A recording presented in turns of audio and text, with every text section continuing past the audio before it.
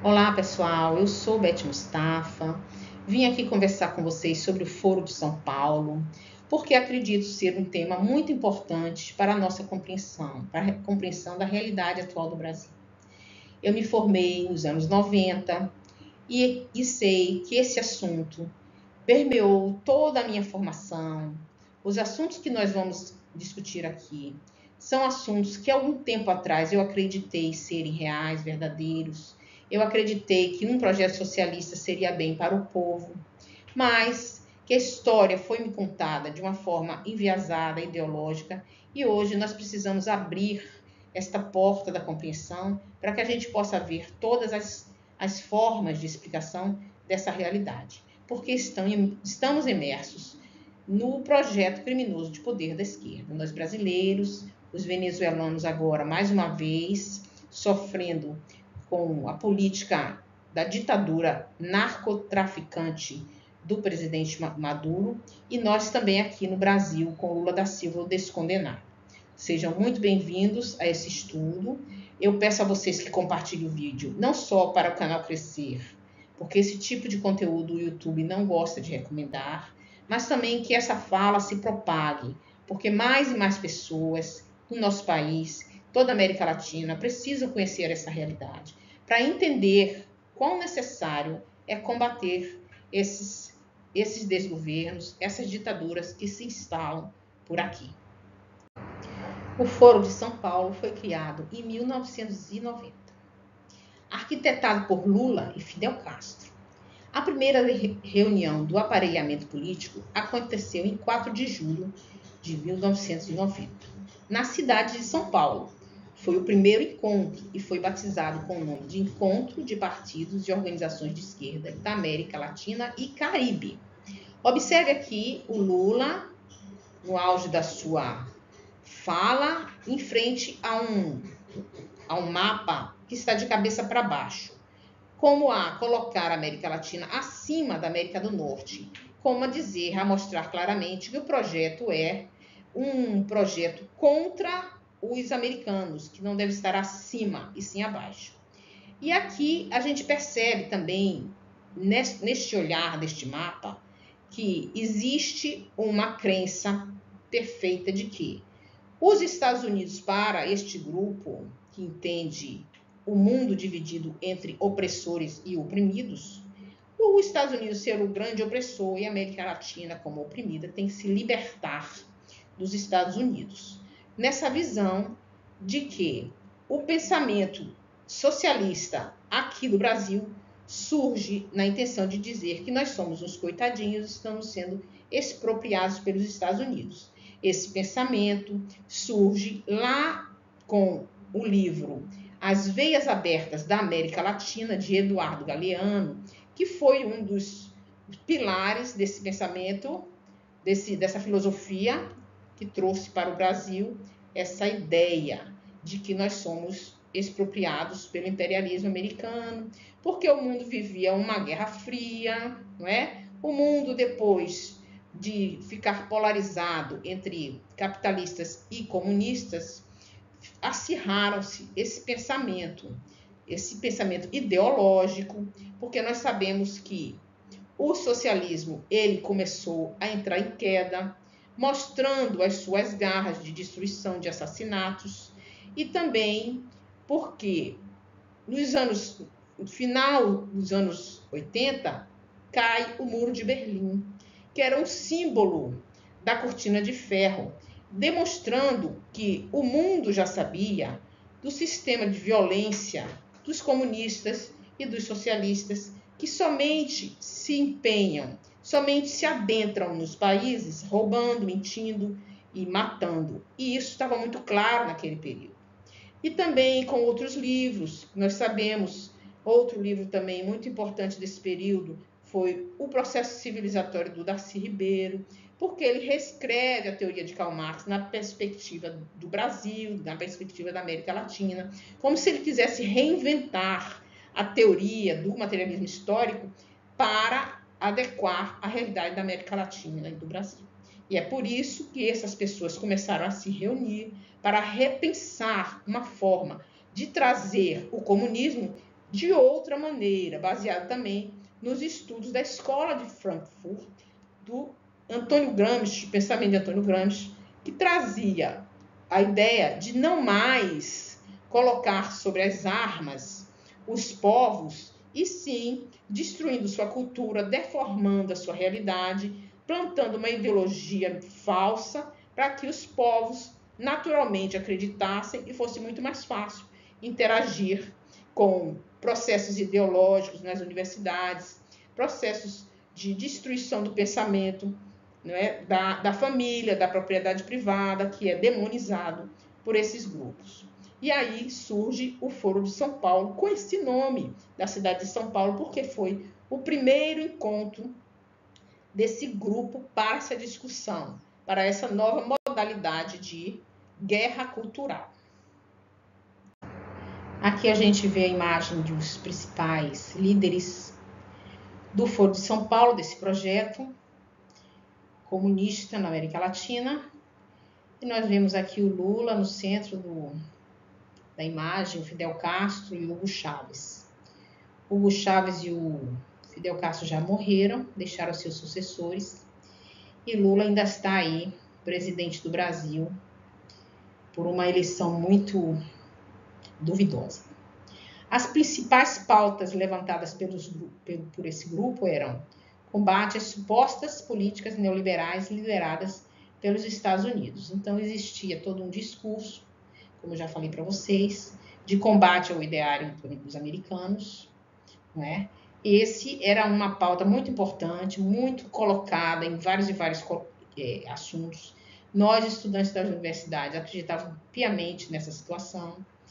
E também a mudança do governo mudança dos regimes dos países que estavam saindo da ditadura militar, que era o caso do Brasil, que buscou por muito tempo eleições diretas. Eu participei desse movimento nas ruas em Brasília, na intenção de que o povo brasileiro votasse, que tivesse uma participação popular das pessoas. E o que aconteceu foi que, quando acabou o regime militar no Brasil, entrou o grupo de esquerda, e o povo não estava nem um pouco preparado politicamente, totalmente alienado pela mídia vermelha, que nós ainda estamos vivendo nessa situação. E aí esse movimento também crescia nessa direção. E fortalecimento das lutas populares, das ações populares, né? Inclusive, assim, ações como o do MST, porque nós sabemos que o comunismo ele surge no campo, ele se espalha, lá na União Soviética foi assim, na China foi assim. E aí a tentativa de também fazer uma força revolucionária que vem do campo e ocupa cidades em vários territórios, tem nesse sentido essa participação popular, essas ações também foram pensadas nesse encontro. E a chegada da esquerda ao poder, que nós vimos acontecer, ainda está acontecendo na América Latina, e nós não estamos ainda de mãos atadas para combater esse avanço, que é muito difícil, porque pode-se votar para adentrar esse grupo no poder, mas para tirar do poder somente com luta armada, somente com violência, é que é possível retirar os comunistas do poder. E eles aparelham toda a nação, tornando os políticos corrompidos, os poderes encharcados dos seus aliados, tomados dessa mesma ideia de destruição, que na verdade a população não vê nenhuma mudança, muito ao contrário, as populações ficam cada vez mais pobres, mais miseráveis, são massas de manobra, como se diz o nosso professor Olavo de Carvalho no seu livro O Idiota Útil, fazendo com que as populações, os estudantes, os professores, os intelectuais, alimentados por essa falsa ideia, vão tecendo na mente, no ideário popular, junto com a mídia, e aí as populações se tornam apenas massa de manobra para que uma elite se coloque no poder e a grande maioria perca todos os seus direitos, sua liberdade. E muitos mortos, muitos presos políticos estão sendo, até hoje, aqui no Brasil, inclusive, vítimas dessa mesma política de destruição dos valores. Aqui nós vemos uma imagem de outros momentos de reunião do Foro de São Paulo.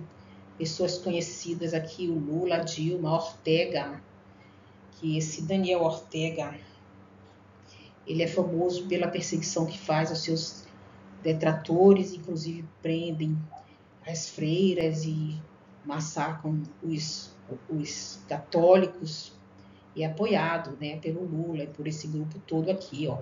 Você também vê o venezuelano Maduro, né, e o Evo Morales e tantos outros que estão aqui fazendo parte desse grupo, porque tiveram várias reuniões. Em 91, o encontro se repetiu na cidade do México. Ao todo, foram 26 reuniões gerais do Foro de São Paulo.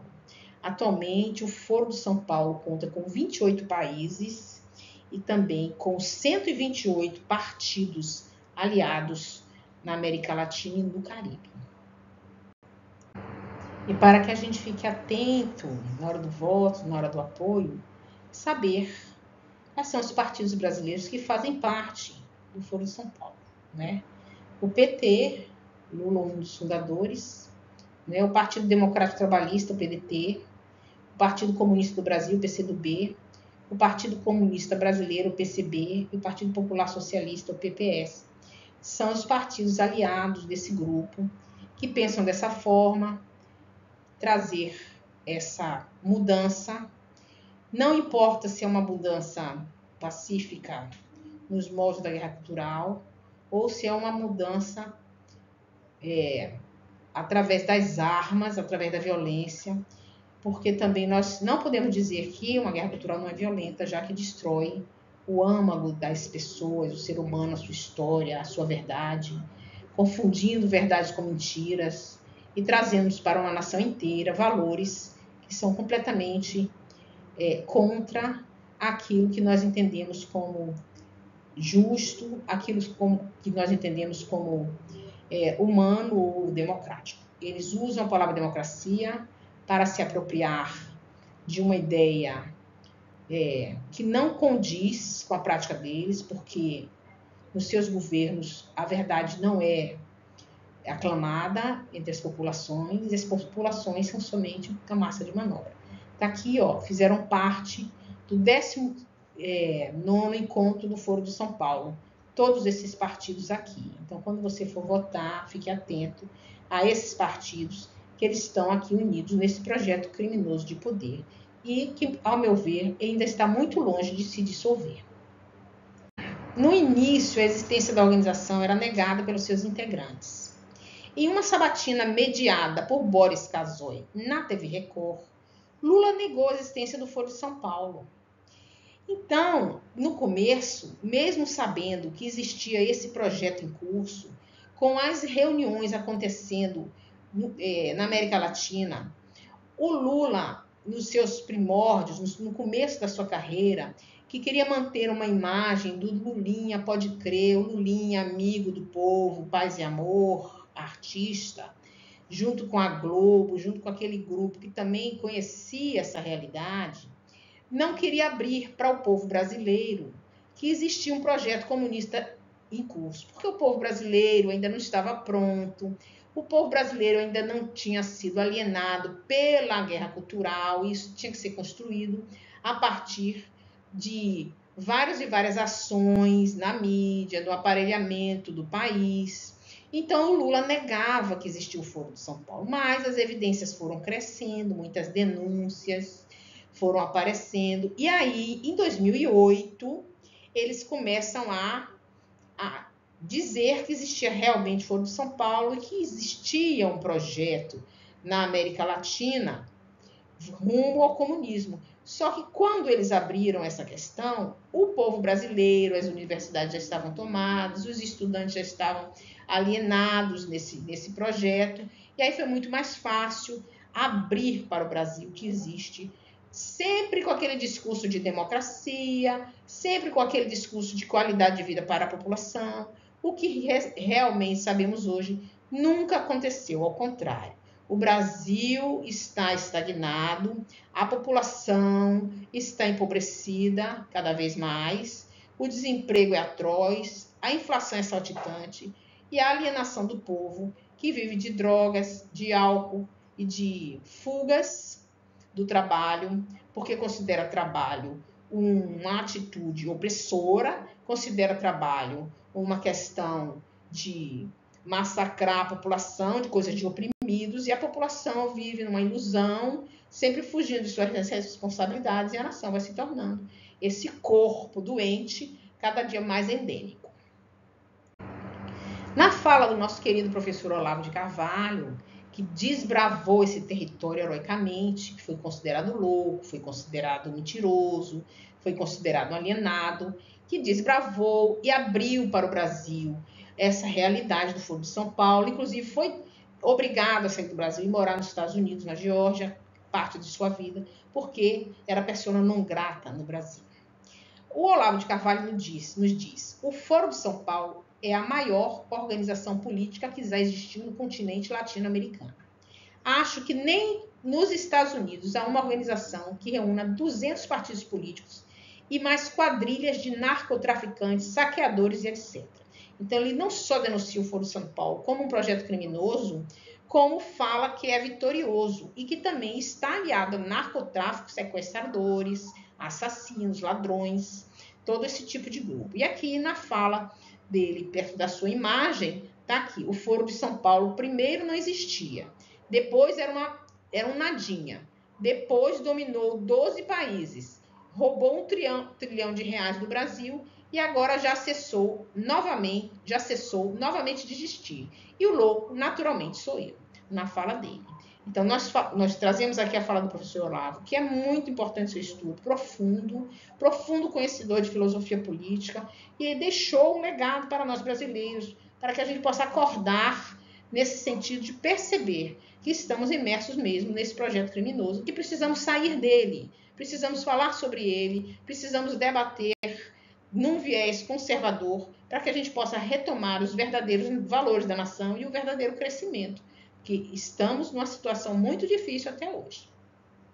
Hoje em dia, quando nós ligamos os noticiários, mesmo a TV aberta, e também seguimos os políticos, os estudiosos políticos na internet, se percebe que houve fraude nas eleições agora, em 2024, porque eles podem auditar as urnas. A urna lá, ela é eletrônica, mas ela imprime. E esse papel impresso é colocado numa outra urna que é possível de ser recontado, o que não acontece aqui no Brasil. Desde 2013, a legitimidade do Maduro como presidente é questionada, porque ele foi empossado em 2013 e proclamado sucessor legítimo de Hugo Chávez, quando Hugo Chávez faleceu. E depois, quando chegou em 2018, as eleições foram marcadas por muitas denúncias de fraudes. E hoje em dia, em 2024, nós estamos vivenciando essa situação. Então, esse ditador que se impõe na Venezuela nunca foi legítimo, na verdade. Não houve eleições legítimas que denunciassem que este senhor foi realmente representante do povo. Então, além da Venezuela de Nicolás Maduro, que comanda o país atualmente, não foi reconhecido pelas lideranças mundiais como presidente legítimo do país. Então, as lideranças mundiais não aceitam o Maduro como presidente. Isso porque as eleições de 2018 foram marcadas por denúncias de países da América Latina, da América do Norte e de toda a União Europeia, indicando fraude no processo. Então, é claro e evidente que o Maduro é um ditador que se impõe na Venezuela e que as populações estão sofrendo muito. Basta que a gente vá aqui no estado de Roraima perceber a entrada das pessoas que estão realmente comendo lixo na Venezuela, sofrendo, empobrecidos totalmente, e não tem uma formação lá de direita que tenha força para bater o Nicolás Maduro lá. Vamos pedir a Deus que abençoe a Venezuela, que tire a Venezuela desse movimento de opressão muito grande, que traga paz para o povo da Venezuela, porque também nós todos, irmãos da América Latina, estamos envolvidos nessa mesma questão. Nós estamos vendo o Brasil galopando para o mesmo caminho, trilhando as mesmas os mesmos passos que a Venezuela trilhou, e nós temos que combater isso enquanto é tempo, enquanto não perdemos totalmente a nossa liberdade, enquanto não deixamos totalmente o nosso povo à míngua. Nós precisamos sempre lembrar como vive Cuba há mais de 70 anos nesse movimento de destruição da esquerda comunista. Cuba vive pedindo socorro há muito tempo. Eles gritam Cuba Libre o tempo todo, buscando retirar da nação esses comunistas que destroem tudo que vê pela frente, de desenvolvimento humano, de respeito às pessoas, ao seu individualismo, à sua individualidade.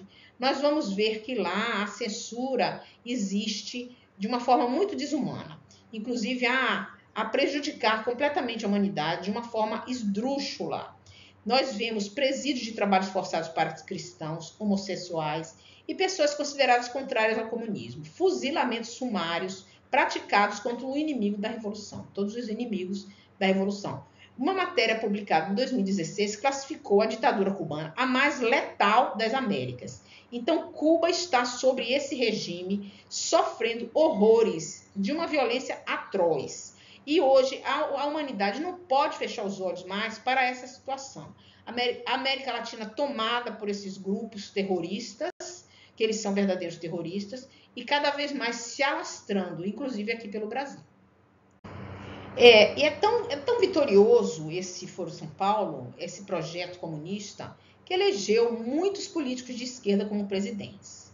É o caso do Lula no Brasil, da Cristina Kirchner na Argentina, do Fidel Castro em Cuba, do Hugo Chávez na Venezuela, do Rafael Correa no Equador, do Evo Morales na Bolívia, da Michelle Bachelet no Chile e Daniel Ortega na Nicarágua. São um dos símbolos desse grupo que foi eleito como presidente mesmo, nessa mesma pegada de destruição, de mentiras, de assassinatos de detratores, e que nós estamos vivendo ainda no Brasil. Muita coisa no Brasil existe que nós não sabemos. Nós vimos recentemente os patriotas serem presos, pedindo socorro às Forças Armadas, e aqueles que estavam pedindo socorro, que não tinham nenhuma tesourinha na mão, nem um alicate de unha, foram considerados terroristas, presos sem a menor atenção da justiça, sem menor processo judicial, totalmente ilegal, mostrando que hoje no Brasil a gente tem uma ditadura da toga que passa por cima da Constituição e faz o que quer. A pergunta que não quer calar, até quando? E quem é que está por trás desse grande poder que nós não conseguimos tirar essas pessoas terríveis que estão liderando os países aqui na América Latina e do Brasil? E vale lembrar que a participação de grupos terroristas, narcotraficantes, é presente no Foro de São Paulo. Isso não é teoria da conspiração. Membro do Foro de São Paulo até o ano de 2002, as Forças Armadas Revolucionárias da Colômbia, FARC, são classificados como uma organização terrorista pela Colômbia, Estados Unidos, Canadá e União Europeia.